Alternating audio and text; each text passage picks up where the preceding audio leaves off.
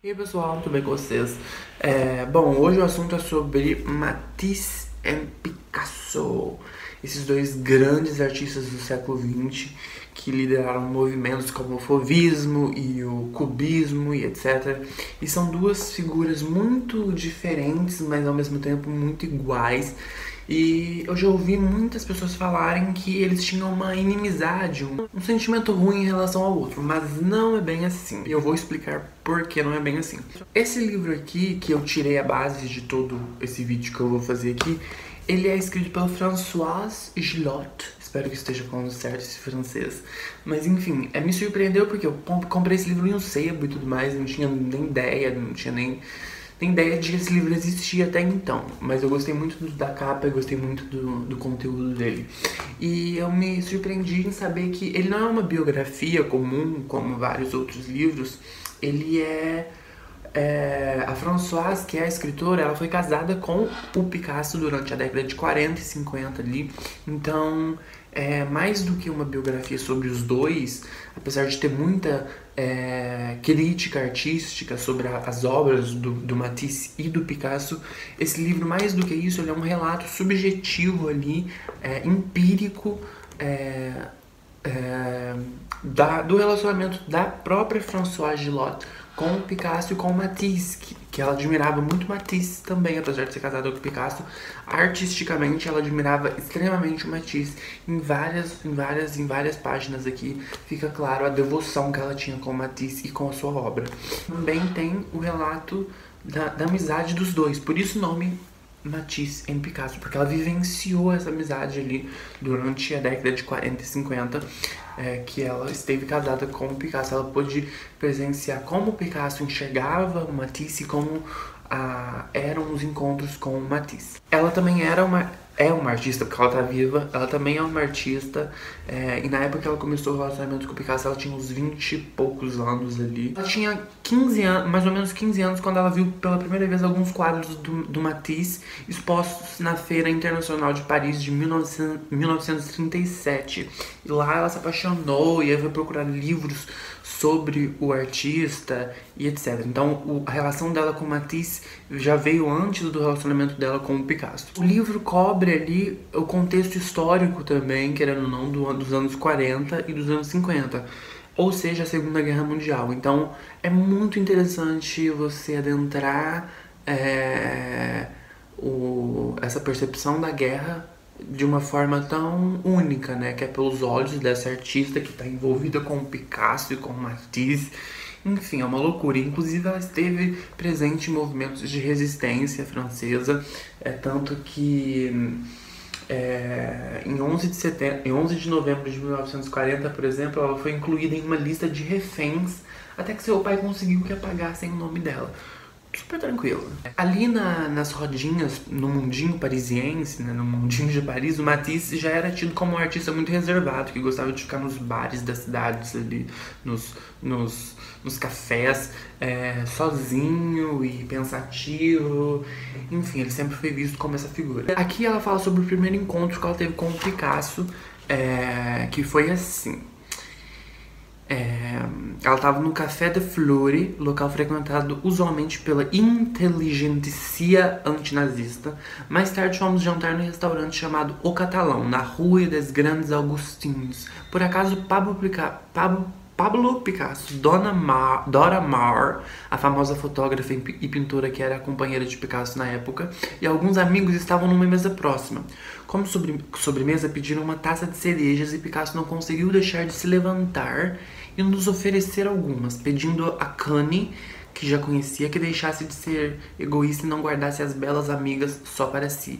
Ela estava lá nesse local com esse Alain Connie, que o Picasso conhecia. Assim fomos ambos devidamente apresentados. E aí começou tudo, né? Picasso era robusto e muito baixo, e muito mais baixo do que eu imaginara. Era difícil sustentar o olhar naqueles olhos penetrantes. Ele convidou ela e a amiga dela, que eram jovens pintoras ali na época, para visitar o estúdio dele, e aí começou todo o rolê. Mas ao mesmo tempo que a gente tem contato com os flertes ali do Picasso e a relação amorosa dos dois crescendo. A gente também tem contato com o lado mais tóxico do Picasso, que muita gente conhece. Nesse livro é bem abrangente também. Apesar de não focar só nisso, o Picasso, como todas as pessoas, tem os seus lados bons e ruins. Mas enfim, tinha algumas coisas bem chocantes que ele fazia com a Françoise. E tem algumas reflexões dela aqui, por exemplo. Em janeiro de 1946, Picasso estava no auge da docilidade, completamente atencioso e até mais terno. Estava tão convincente que eu já não duvidava dos seus sentimentos. Eu era jovem demais para perceber que a necessidade que ele tinha de mim estava na proporção direta da minha independência. Ele estava com medo de que eu fugisse dele. Isso porque o Picasso sabia que a Françoise gostava muito do Matisse, e ele usava isso, na verdade, ele usava tudo contra ela. Por exemplo, ele era amigo de muitas pessoas artistas da época, pessoas que estavam envolvidas com arte, etc. Que ele sabia que a Françoise gostava muito. Só que ela sabia que ela não poderia implorar para conhecer essas pessoas, porque ele não levaria ela para conhecer as pessoas se ele soubesse que ela queria muito. Ou seja, tinha que ser uma coisa natural vinda dele. Vamos ali conhecer o Matisse, do que se ela desse essa ideia e ficasse empolgada para isso, porque ele não gostava daquilo, ele não queria aquilo, ele queria ter a naturalidade de levar ela e não realizar um desejo dela. Ele gostava de cortar esses desejos para mostrar, tipo, que ele mandava e que ele era a pessoa que tomava as decisões naquele relacionamento. Então, por isso, era extremamente problemática essa relação. O Picasso levou a Françoise para conhecer o Matisse, que se encantou pela jovem artista, né? Quis conhecer as obras dela. E o Matisse já era mais velho, né? Inclusive, ele é mais velho que o Picasso.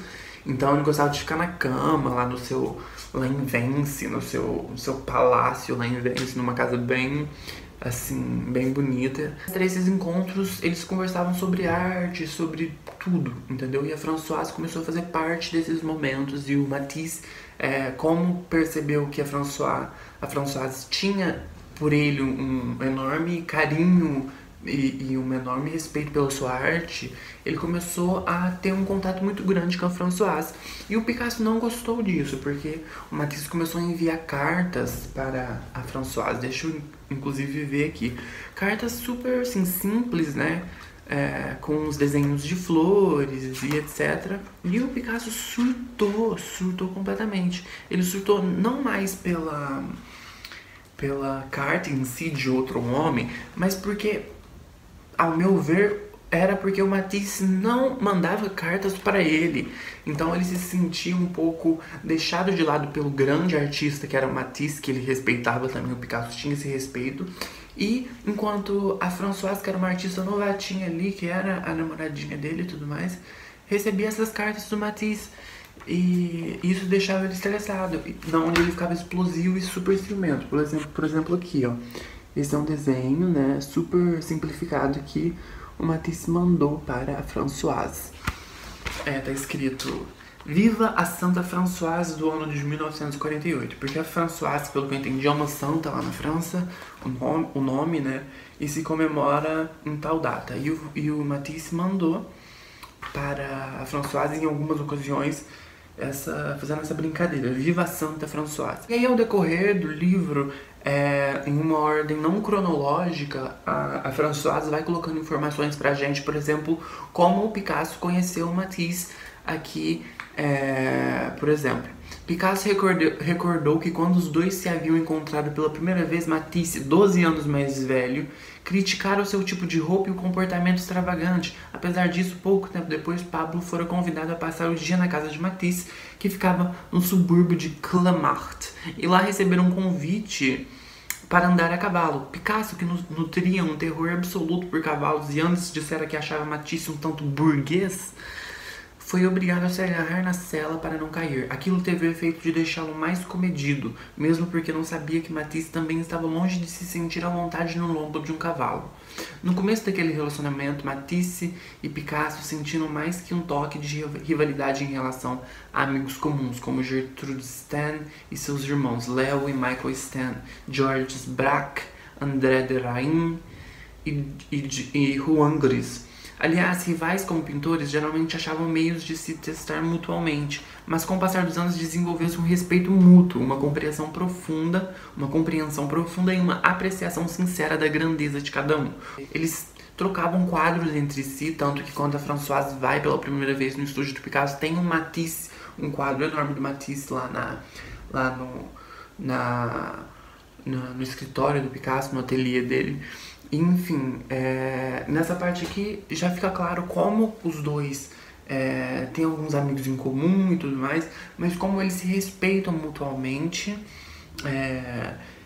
apesar de se verem, terem esse instinto competidor como artistas, eles gostam de conhecer um ao outro e conhecer o processo criativo um do outro e a criação artística, como começa tudo e as técnicas e etc. Os dois têm esse respeito mútuo um pelo outro, que é muito interessante. Então, essa inimizade que todos falam não é bem assim. Os dois têm essa questão de uma rivalidade intrínseca, mas mais do que isso, o respeito prevalece. E que também explora como o Matisse começou a pintar. Ele estava num momento que ele precisou ficar internado durante, ali quando ele tinha 20 anos, mais precisamente. A mãe dele trabalhava com decorações de interiores, quando isso nem era uma coisa, né, decorar interiores, mas ela era muito criativa e as pessoas chamavam, as pessoas próximas dele no bairro, chamavam ela para decorar a casa deles, escolher qual tinta vai ser ali, qual cor vai ficar aqui, o que vai ficar melhor com esse móvel, enfim. E aí ele tava lá se curando, né, dessa doença, aos 20 anos de idade no hospital. Ele tinha toda uma carreira, se eu não me engano era direito, enfim, era uma coisa totalmente diferente de artista, né, e tal. E aí a mãe dele dá algumas utensílios, né, de arte para ele poder pintar e etc. E aí quando ele tá se curando dessa doença, ele se encontra na arte, entendeu? Me lembrou muito a Frida, quando ela tava internada, ela toda quebrada lá, o corpo dela, ela começou a pintar. Com o Matisse também foi assim, ele tava num momento ali de cura e acabou se encontrando na arte, né? E os dois pintores, eles são totalmente diferentes na sua criação artística. Enquanto o Matisse, ele gosta de simplificar as formas ao máximo. Ele é tido aqui no livro que o processo criativo dele consiste em fazer algum desenho, né? A partir de um tempo também ele começa a fazer só colagens e etc. Mas enfim, o processo criativo dele é fazer o primeiro esquema ali e tal, e depois simplificar isso, apagar, fazer de novo, até ele conseguir a forma mais pura possível, mais simples possível. Então ele trabalha bastante a cor, porque ele vem do movimento fauvista, que trabalhava muito as cores, né?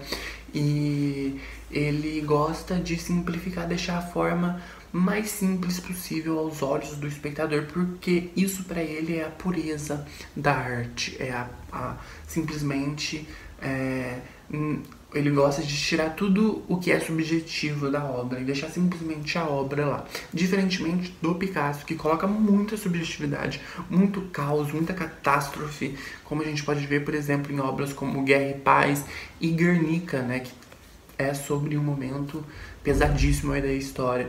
Enquanto o Picasso trabalha com cores, tons pretos, brancos, cinzas, o Matisse já, a paleta de cores dele é basicamente isso aqui, ó. A minha própria paleta de cores aqui.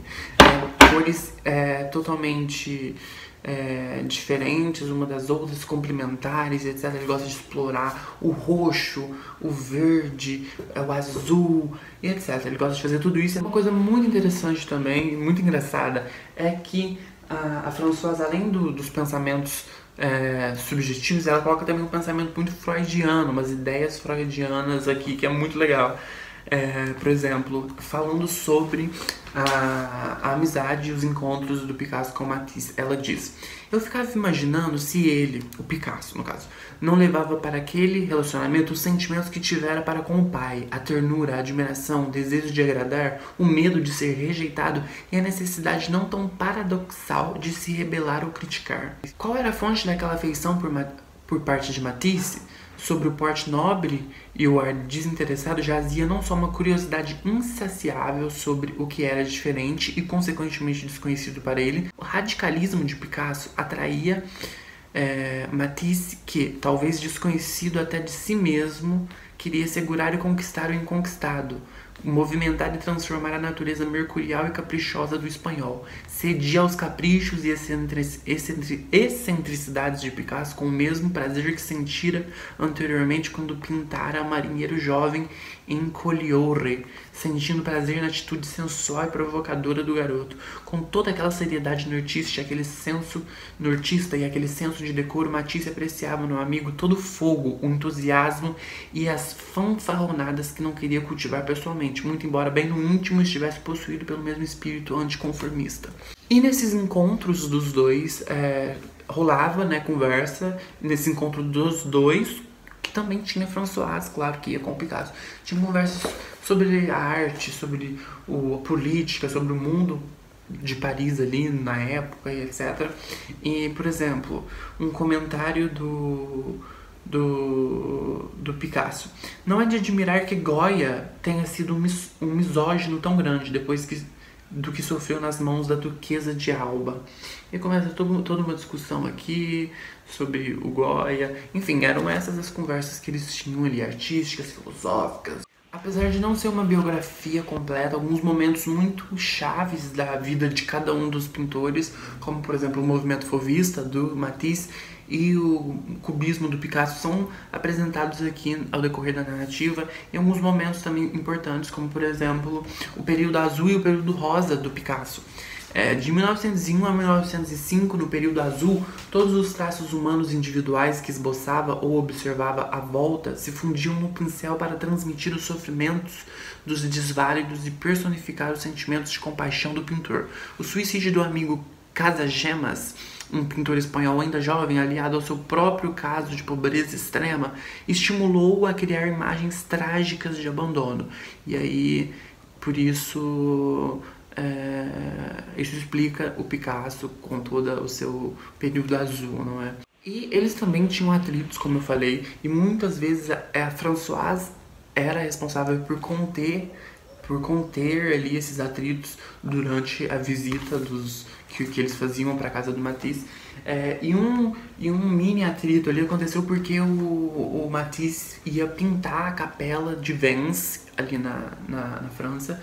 Ele ia decorar a capela e etc. Ele ia inclusive construir todo o projeto desde o começo até o fim, porque tinha um padre ali que era muito cultural e muito artístico e chamou vários pintores para fazer parte ali já desse projeto, e dessa vez foi o Matisse.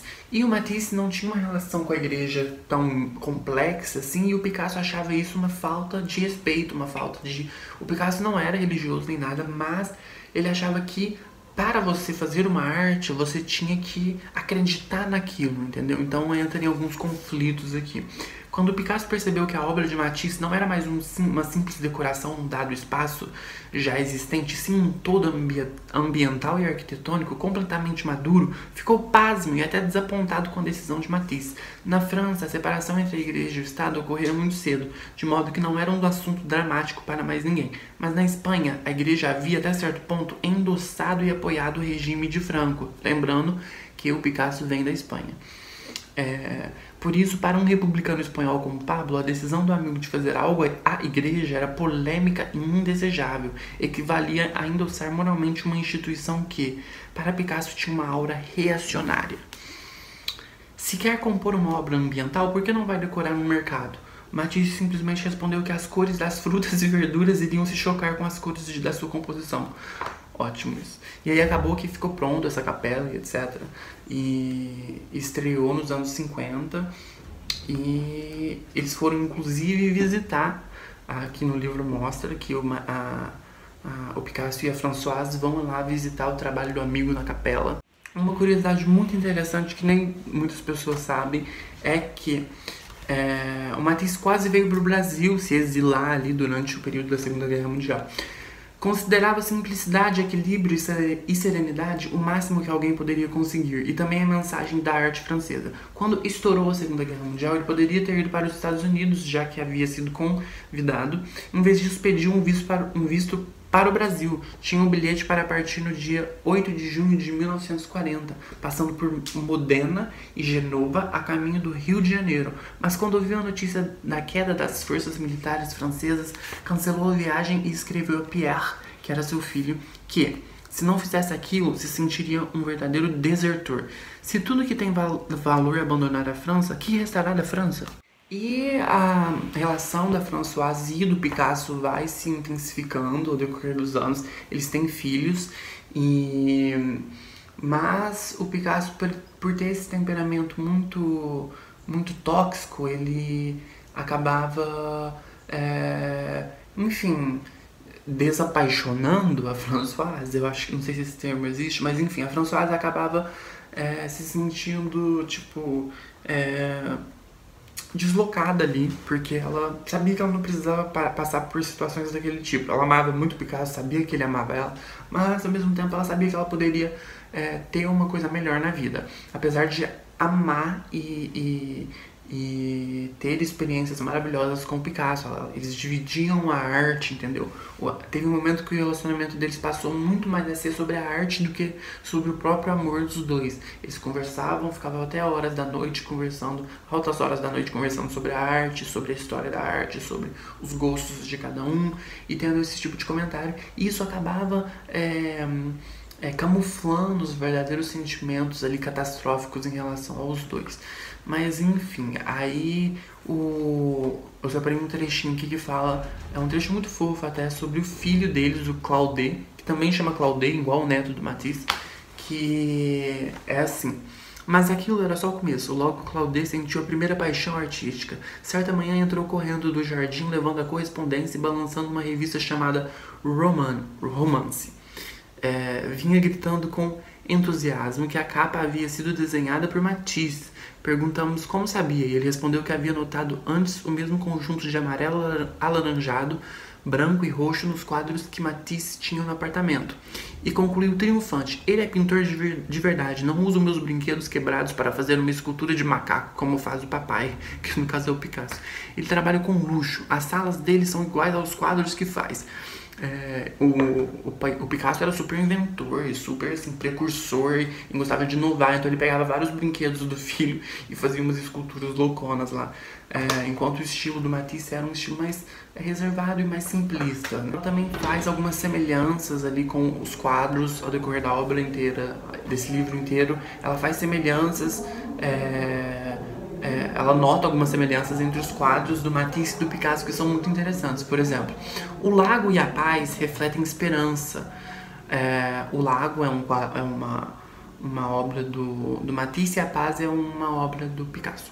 Refletem esperança, o lado feminino do caráter humano, o instinto da vida. A tristeza do rei, que é um quadro do Matisse, e a guerra, que é um quadro do Picasso, tratam da morte, um na meditação melancólica do crepúsculo de uma existência individual heróica, e o outro nos estertores do terror sentido pela possível aniquilação da humanidade e por uma guerra apocalíptica. As 4 obras foram características dos artistas que as pintaram, respectivamente o apolônico Matisse, poeta da claridade, e o plutônico Picasso, profeta apocalíptico do destino. A unidade espiritual de Matisse correspondia à ansiedade existencial de Picasso, e a modernidade do primeiro era igualada pelo elitismo alegórico do segundo. Mas acima de tudo, a esperança contrabalançava o desespero, e havia ambos naqueles dois homens. E o livro chega ao fim, né, com a morte do Matisse em 8 de setembro de 1954, quando ele morreu com 74 anos de idade. As mostras se multiplicaram e foram acumulando inúmeros livros que exploravam um ou outro aspecto, mas a fama de Matisse vai perdurar além das homenagens e atributos, aliás, bem merecidos. Recusando-se a imitar até mesmo a luz, libertando a cor, Matisse deslanchou os atos positivos do inconsciente e manteve-os não sob controle, sim sobre o escrutínio da sua inteligência, para serem selecionados, intensificados e harmonizados. Deu asas aos olhos e à mente, levou às últimas consequências esta grande ascensão à inocência, a redescoberta da imaginação infantil que primeiro foi empreendida pelo selvagem Paul Gauguin e pelo místico Vincent van Gogh, e depois desenvolvida no movimento fauvista da França e no movimento expressionista da Alemanha. Matisse usou sua arte para recuperar a fé na possibilidade de um paraíso terrestre. E ela finaliza aqui. Certa vez o filósofo Emmanuel Barr disse maliciosamente que Picasso e eu unimos os nossos destinos porque ambos estávamos apaixonados pela arte de Matisse e que nos separamos quando a morte de Matisse estava iminente. A separação do Picasso e da Françoise aconteceu ali por volta da morte do Matisse, um pouco antes, se eu não me engano. Tanto que o Matisse queria reunir os dois de novo e a Françoise não quis ir visitar o Matisse. Ela ficou até um pouco com remorso depois, porque ela sentia que o Matisse ia tentar fazer o casamento do Picasso e da Françoise voltar, e ela sentia medo porque o Matisse tinha uma influência muito grande sobre ela e seria possível realmente reatar se ele supusesse essa ideia. Mas enfim, o que desencadeou muito a separação foi que o Picasso traiu ela ali nos anos 50 e ela soube disso e virou uma historiona. Mas enfim, esse livro aqui é muito bom. Eu demorei um pouco para ler ele porque ele tem muita teoria artística. Você vai entendendo sobre as ideias enfim, tem ideias sobre cores, luzes e sobre pintores do passado, mas também tem, claro, o lado subjetivo, que é maravilhoso, desses dois artistas. Foi um prazer mergulhar no mundo pictórico aqui desses dois grandes mestres. E viva Françoise Chilotte, né, que tá vivíssima enquanto esses dois estão mortos. Enfim, um beijo e até o próximo vídeo.